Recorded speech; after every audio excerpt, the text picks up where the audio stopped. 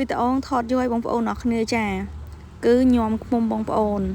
យរួមទៅប្តីខ្ញុំគាត់បានទៅរកឃុំបានបងប្អូនអរគ្នាចាក៏បានមកធ្វើជាមួយនឹងញោមឃុំបងប្អូនហើយជាមួយនឹងបន្លែញោមឃុំមានអីច្រើនទេបងប្អូនមានជាមួយនឹងសយងចេកដើមចេកចាខ្ចីសក់មុខបងប្អូននិង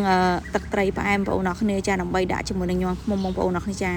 ហើយទឹកត្រីផ្អែមនេះមិនមែនធ្វើខ្លួនឯងផ្ទាល់ដៃបងប្អូនគឺខ្ញុំទិញជាមួយនឹងកពឹសលោតគេណាបងប្អូនអរគ្នាចាហើយក៏បានសុំទឹកត្រីគេ2ថងបងប្អូនមកដាក់ជាមួយញ៉ាំឃ្មុំអញ្ចឹងបងប្អូនអរគ្នាចាហើយថ្ងៃហ្នឹងក៏បានអស់ម្នាក់មកកំប៉ុង2កំប៉ុងបងប្អូនអរគ្នាចារួមទៅគឺខ្ញុំអត់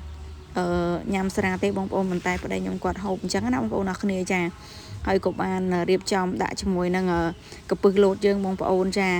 យូរទៅថ្ងៃនេះអត់បានទិញកពឹសលោតទេគឺបានទិញកពឹសសំអងបងប្អូនអរគ្នាចាអាសាកពឹសនឹងគេថារៀងបាក់សាច់អញ្ចឹងទៅគេស្រោះហើយគឺដាក់ញោមតែម្ដងទៅបងប្អូនអរគ្នាចាហើយជាមួយនឹងអ្នកដែលធ្វើជាចុងភៅញោមឃ្មុំនោះគឺជាប្តីខ្ញុំផ្ទាល់តែម្ដងគាត់បានរៀបចំ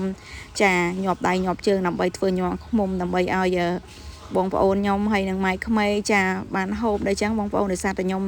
នៅខាងប្តីបងប្អូនអរគ្នាចាយល់មកទៅវិញទៅមកចាខាងខ្ញុំក៏នៅខាងប្តីក៏នៅបងប្អូនអរគ្នាចាហើយប្តីខ្ញុំក៏បានញាប់ដៃញាប់ជើងដើម្បីធ្វើញោមឃ្មុំឲ្យប្រពន្ធអញ្ចឹងបងប្អូនអរគ្នាចាហើយវីដេអូនេះខ្ញុំគឺមានតែប៉ុណ្ណឹង